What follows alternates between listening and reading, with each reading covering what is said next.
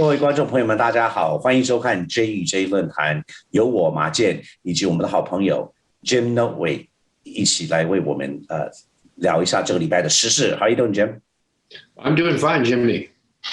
Jim, we always discuss about the weekly happenings in the news and what concerns us, but particularly this week, there's a couple of articles and in-depth research that we discussed that is very disheartening and that is very alarming. Let's start off by what matters to me as my profession and also to Houston in general because of being the energy capital of the world. ExxonMobil's boardroom shakeup. I don't think it got the media spotlight or kind of one-sided the narrative about what happened. Pertaining to how woke everyone is and how important it is to protect our environment. But you have a different take on it that is shared actually by a lot of our friends and family that are in the energy industry. Let me tell our audience a little bit first what happened. So last week's shakeup at ExxonMobil's board is by most media, it shows that as a clear signal to corporate America that it needs to be held accountable for its environmental or its harm that it's doing to the environment. So basically, the California State Teachers Retirement System and certain hedge funds came together and called the election of at least 2 new members to the board against the wishes of management. That before, we always thought that it will need 3 to 5% of shares to have a say, or to have some kind of takeover. But this particular revolution essentially showed that is not necessary. You basically have U.S. investment firms like BlackRock, Vanguard, Sixth Street, and some of these huge pension funds go in there and say that, hey, you don't have to be a Carl Icahn to make changes. We could put people on the board too that could yield just as much power. I mean, before this, Exxon was already. I mean, all the energy companies have been under financial pressure to transform its business model. But what happened last week was one-sided, where everybody says this is great for us, this is great for corporate responsibility and whatnot. Why don't you tell our audience a little bit about what your take is, especially as someone that has inside information, essentially, on corporate structure and what it really means to shareholders? Because in the end, that's what it's about, right? It's about for corporate profit does matter. Yes, I think you've given a good background, Jimmy. And part of the reason that I think it's important we speak about this is because the mainstream media is very good at having certain narratives go at any single point in time. And it seems like every week there are 2 or 3 or 4 main themes that the mainstream media talk about. And they don't talk about the tens or hundreds of other things going on. And that leads everybody to think that the most important are what they're talking about, the 2, 3, or 4. This is a very significant set of issues that have large implications that the mainstream media really are not talking much about. And I don't think there's any kind of a cover-up. It's just that it hasn't reached the priority that the news media makers think that it is important. I also believe that what's going on has been misconstrued.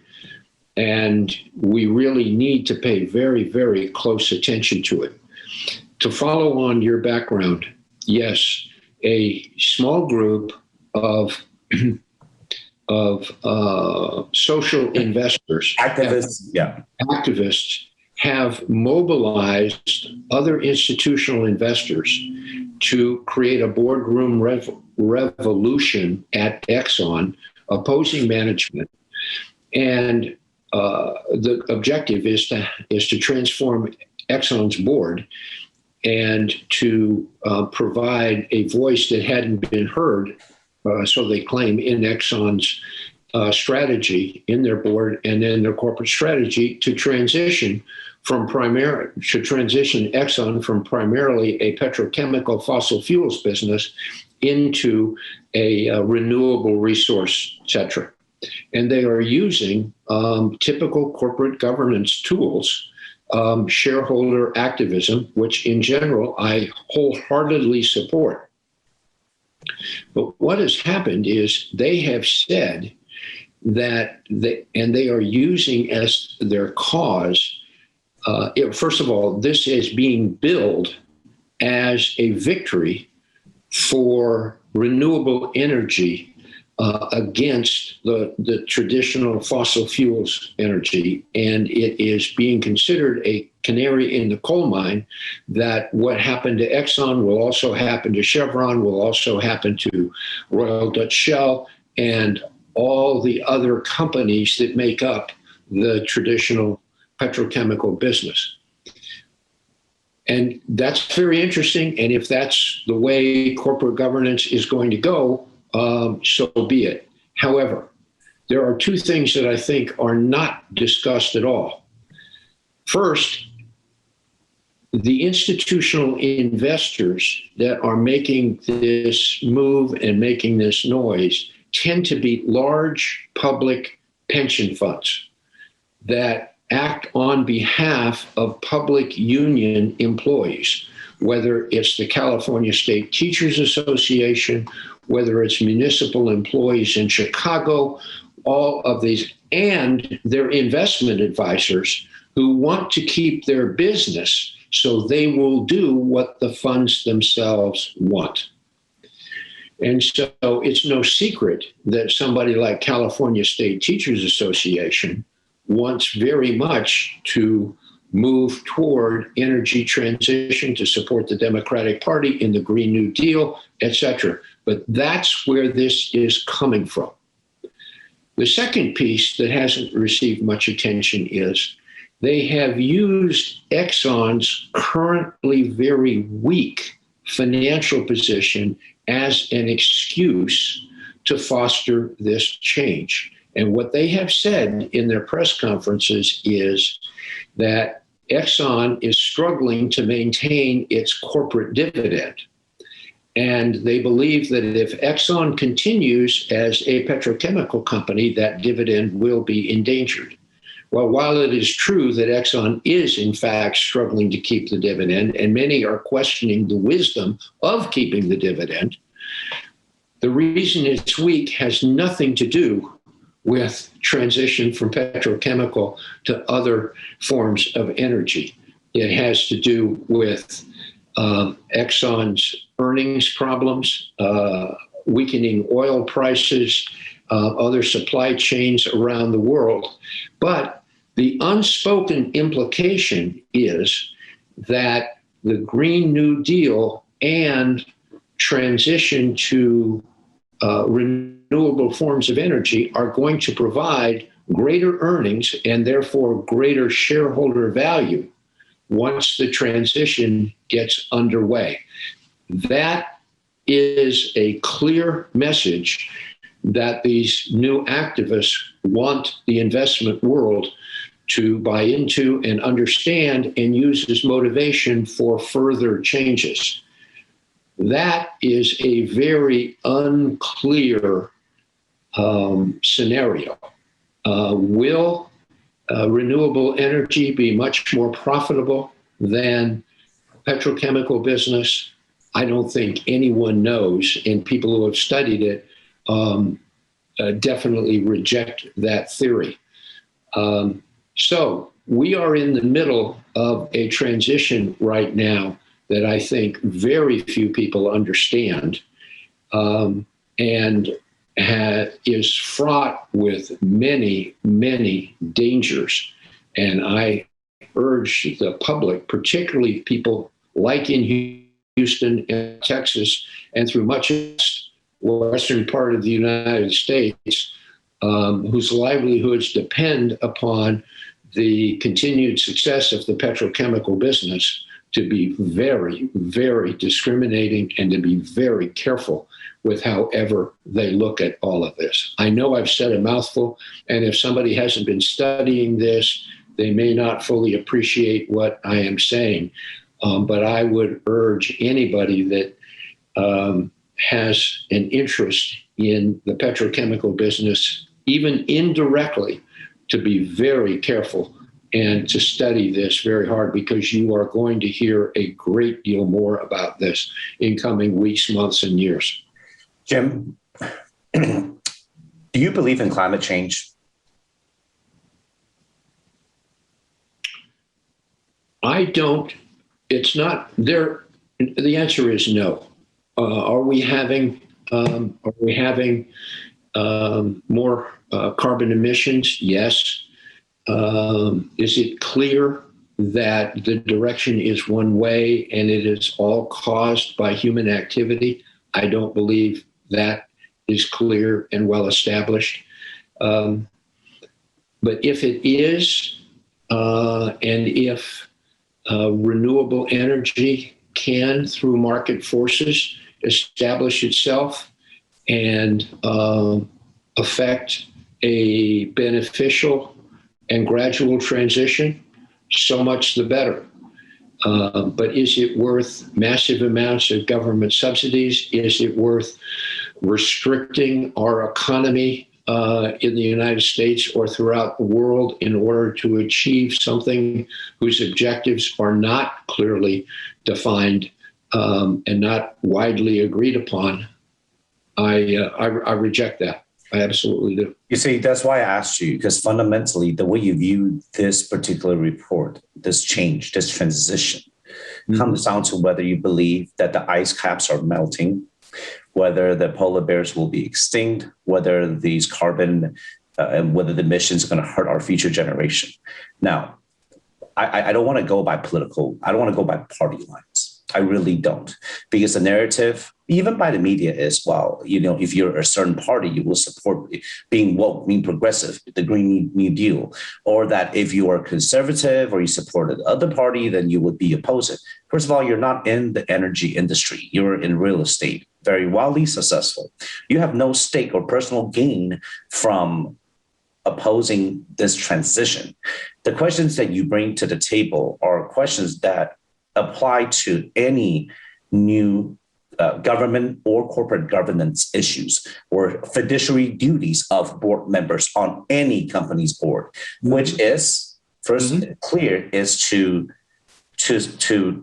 support and to increase profit, to have a duty toward the shareholders.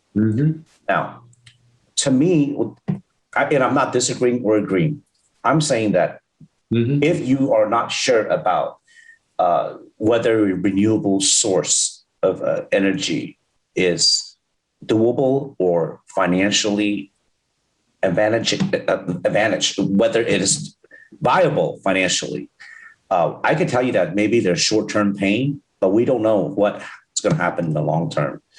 But if it takes a depressed stock price or a reduced dividend to get there, and if that's what the majority of Americans believe in, then in a democratic country and in a true, how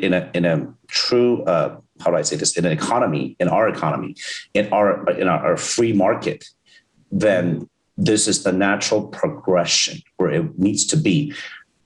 Now, does it cause the collapse of ExxonMobil or the decreased profits? It may or it may not.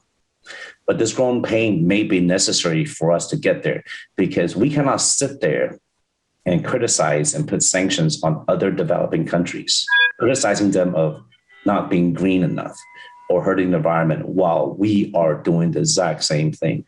The double standard cannot exist. As a leader, as a world leader, we have to do as we say. Hence, there is this. But I do agree with so many points you made. The media has a certain narrative. The pension funds, the huge hedge funds, the mutual funds, they all have a certain, perhaps, duty to their shareholders. But if the majority of them believe in that, then yeah. They absolutely do. Here's why I made the point about the pension funds of public employees is so significant. Again, I don't think there's any question that things like the California Teachers Association, organizations like them, are very sympathetic to the climate change scenario and the desire to transition. However, the people who represent them have what's called a fiduciary duty under U.S. law, and certainly for publicly held private corporations like Exxon, where their shares are traded publicly and regulated by the Securities and Exchange Commission. They have a fiduciary duty to maximize shareholder wealth. And they have to do that by undertaking investments that produce progressively higher earnings. That's why I raised the question of, is it proven that the transition to renewable source of energy is going to provide superior returns to a gradual transition or a maintenance of the petrochemical business? Because what happens is, if those earnings go down and the new board members of the Exxon board, or by extension, other major energy companies, and they lose value, then the returns to the pensioners also go down. And then their pensions are put at risk. And a teacher 40 or 45 years old can look forward to a reduced pension, something less than they thought. Either that, or under various state laws, their employers, let's say the city of Los Angeles Independent or Unified School District, has to put in higher amounts of pension funding to overcome the losses or reduction in returns. So it's all intertwined with politics and the taxpayer, and it's very difficult to segment these things. Behavior in one sphere influences behavior in another sphere. And unless we're in the market like you are every day, or you understand corporate structures and incentives like I do, most people aren't sensitive to the importance of what we're talking about here. Jim, this is the dilemma, okay? Putting your money where your mouth is. In the end, first of all, we don't know if the transition to renewables will be profitable, because we haven't seen it. It hasn't really begun yet. So first, I have to say that I do believe in climate change. I believe in science. However, the industry that I'm in, I know that if the energy sector fails, a lot of my colleagues, my clients, and me personally will be greatly affected financially. So if these pension funds, if these teachers believe in it and they want to risk their retirement for a greater cause for the next generation, then so be it. But the dilemma that I'm in is that whether I believe it or not, I know what you said is true, that it will hurt the stock price, the dividend, and the entire Houston region, and it will hurt us badly, like in the 70s, like in the early 80s. I do not have a solution or a way where both it could be mutually beneficial, because this is a zero-sum game. It's either you believe in climate change and we need to do something about it, or you don't believe it and we continue letting these corporations decide policy and decide whether we should drill more and have more global warming and all of that. So this issue, this particular dilemma also leads to the next big discussion that we talked about, which is very shocking to me. When we talked about it, when you send this research or article to me, it's very disheartening. So we're talking about the Vanity Fair article. Folks, if you guys want to look it up, it's quite long, but it's quite in depth. It came out, the title is The Lab Leak Theory, Inside the Fight to Uncover COVID-19's Origins. And it was published on June 3rd, today. if you could pull it up online. So I can't really summarize it, but what it says is to verify what a lot of us have already known, that the virus very possibly came out of a lab. But what it also tells us is that we're all in it together. United States, America, we financed it. So this cover-up is beneficial to both governments, but yet it's at the cost of millions of lives lost. What you said to me earlier was very telling. You said that there has to be truth. There has to be transparency, because this is affecting everyone, regardless of race or nationality. And my answer to you was that the reason why we have to find out is not to assign blame, but it's to increase accountability so this cannot happen again. Could you tell us a little bit about what was proven in the article? Well, I think the article, I can summarize it. I think there were 3 observations in the article. And by the way, I highly recommend it to literally everyone to read. I have. It takes a lot of perseverance. It's a very long article. It's very scientific in its orientation. And the fact that it's from a so-called more, what did you say it was more? Well, a more liberal or a left-leaning. Yes. It's supposed to fit a certain narrative, but yet it's still telling the truth. And I'm very encouraged, because it is an extremely well presented article, and given its source, where it's being published, I am heartened that more and more people are desiring to get at the truth. And I believe this article will be very influential. But it really focuses on 3 things.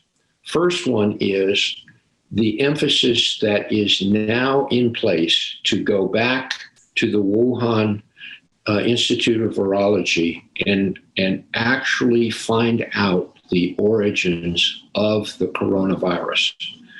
I think it's been fairly well known that the Chinese government has proffered the idea that it came from bats or other animals at the wet market. There's been an open question. There's increasingly, however, scientific evidence that research was being conducted called gain of function research, which is really experimentation with different forms of virology, and that one way or another, whether it was intentional or not, the virus was not transferred from an animal to a human, but rather was the creation of the lab. So number 1, it summarizes the current efforts in China and in the United States to get at the basis of what actually happened. Number 2, within the United States, there is a growing body of evidence that the United States, through the National Institute of Health and National Institute of Allergy and Infectious Diseases, which is what is run by Anthony Fauci, actually financed this research from US taxpayers through a couple of other entities, including the Ecolab, et cetera, and provided the money, maybe not all of it, but a substantial amount through these entities into the Wuhan Institute of Virology. Started with SARS, studying SARS, yes. It was studied. And that was not only not well known within the United States government, but was denied by many people, which leads to the number 3 issue, is the cover-up that has existed both in China and in the United States.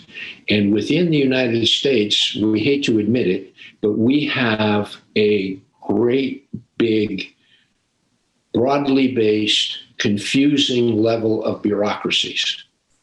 And just because it's the US government doesn't mean that it behaves cogently or transfers information transparently. It took the National Security Council and it took the State Department to reach into the National Institutes of Health and its research funding and to trace the pathway of the money and the science over to the Wuhan Institute of Virology to find the cover-up. And this is what is about to explode in the U.S. national media and probably throughout the national U.S. legal system.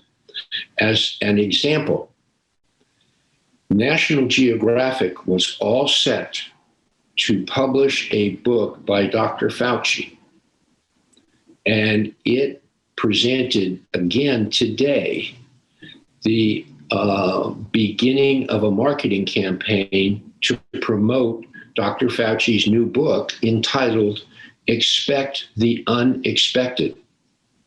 When this article in Vanity Fair came out this morning, National Geographic terminated its relationship on this book and told Amazon no more promotions. Okay? The significance of this is Dr. Fauci has been effectively the spokesman for the U.S. government on behalf of all of the health agencies, the CDC, the NIH, the FDA, et cetera. And as time has gone on, many people have begun to question, what do you know about this? What basis do you have in financing this research? And he has consistently waffled, denied it, including many appearances under oath in front of the U.S. Congress, not just media appearances, but under oath, the U.S. Congress. And the evidence is now coming out, which is going to be very, very harsh and damaging throughout the U.S. government. It is something that no one can be proud of. If we can be proud of anything, is the fact that the truth is now coming out. It is now broadening its base, and collaborators are transferring information around. So I've given you this. Number one, looking into the Wuhan Institute in China to find out the scientific basis. Number two, look at what role the U.S. government played in this, and then did not insist in going in and overseeing the results of that research. That's a whole nother dimension of the U.S. involvement or non-involvement. And then you have a branch of this is what happened within the World Health Organization. Why wasn't it monitoring the activity as well? The World Health Organization is beginning to change its whole posture on this. Its administrator, Dr. Tedros, has moved from protecting China in this discussion to openly calling for international collaboration and investigation. And then number three, to get to the bottom of what is apparently a multinational cover-up. This is going to be very significant. And this is not something like Watergate.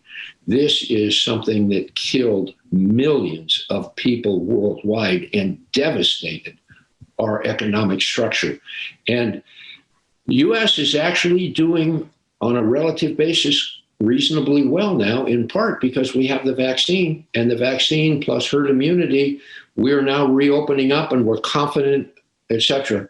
But you look to Brazil and the spreading throughout Latin America, you look to India and Southern Asia, it's inevitable to spark, but throughout the Africa, effects will take generations to recover from. I'm sorry, I didn't mean to, but the effects, I get what you're saying. It will take generations to recover. Some countries might not recover from it. And Jim, and they may not. And Jim, this is what relates to also, we ran out of time, but this is what also relates to what you also sent about the anti-Asian hate. You sent me a video of the old lady in New York that's being punched. Let me tell you why this right here is the dilemma also for Americans, not just Asian Americans. There's nothing wrong with collaborating on finding the source of SARS and how to combat it. There's no doubt. The issue here is that when there is an outbreak, when there's a mistake, that everyone that's involved, every country is covering it up. Now, I don't want to make it about politics once again, because then we could say, hey, this happened during the previous administrations under their watch. Maybe that's why Mr. Trump denied and lied and did so many things about it. But it's not about that now. Right now, we have to find out who covered it up, why did they cover it up, and what really happened. Well, then, how do we separate and let China, or the people of China, let's not talk about the CCP, let's talk about the people of China. Automatically, they're going to be very defensive because of all the Asian hate. You cannot separate anti-Asian hate from anti-China hate. There's no way you can say, oh, we're only hating CCP, but not other Asian Americans. It's a monolith. The way Americans view Asians is a monolith, but we're not. We're all different people from different countries with different culture, but we cannot separate that. How do we find out the truth without starting a racial war or more discrimination, more prejudice? We can't. We cannot. But do we need to find out the truth? We do. We owe it to the people that pass away. We owe it to our children, because this will happen again. There has to be accountability. Someone has to.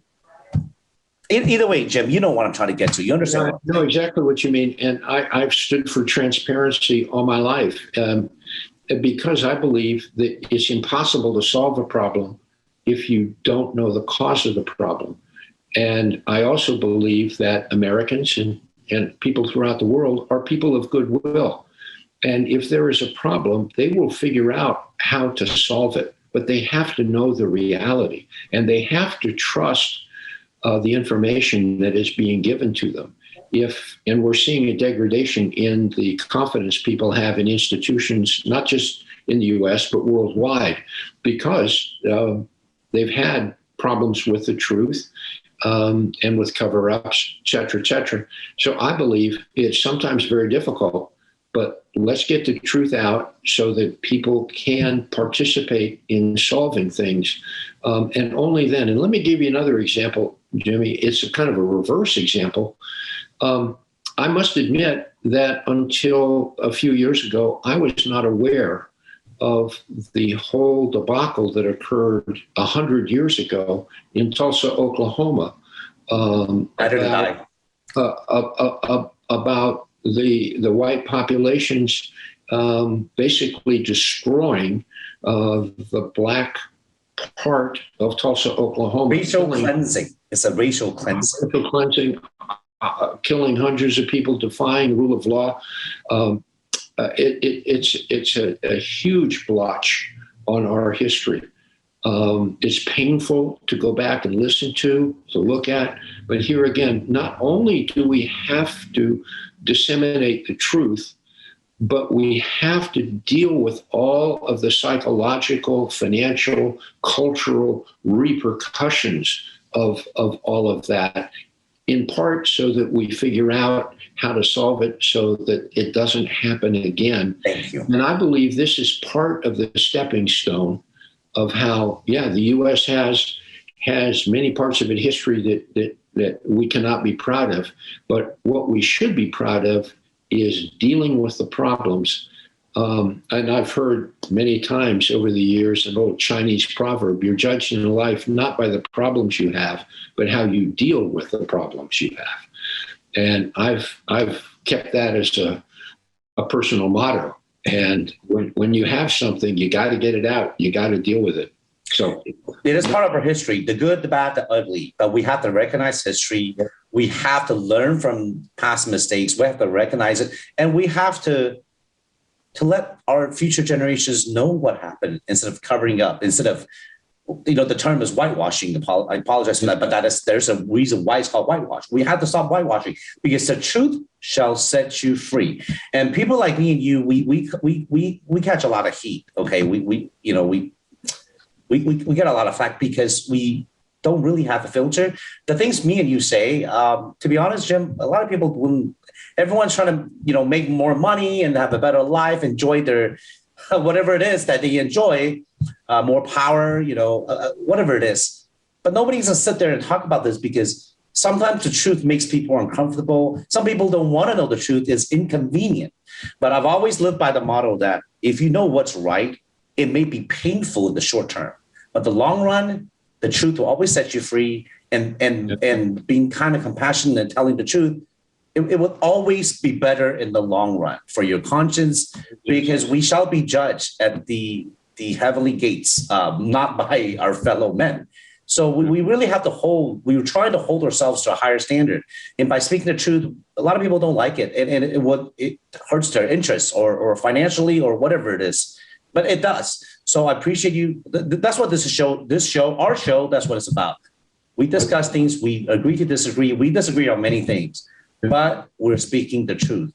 And for a lot, the truth is two-sided. But when we talk about the Lab League, when we talk about anti-Asian crimes, when we talk about corporate governance, there's no different perspective on it. It's whether it's a fact or not. Period. Right. At Tulsa, it's a fact. There's no perspective. There's no different types of truth. There's only one truth. I don't think there's anything doubting what actually happened. I'm sure there's a lot of other evidence yet to be uncovered, as yet to be communicated, but that will support the larger narrative. There's no justifying it, excusing it. We have to admit it. We have to make sure it doesn't happen again. That is very simple.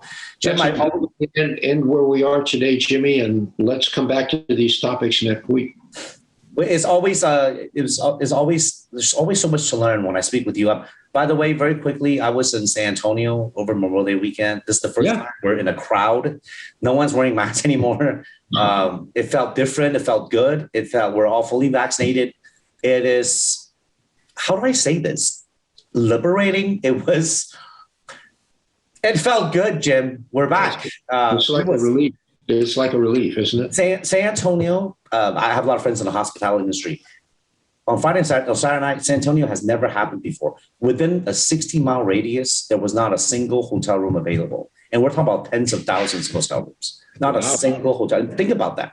Wow. Think about how Americans is cooped up for a year and everyone's out.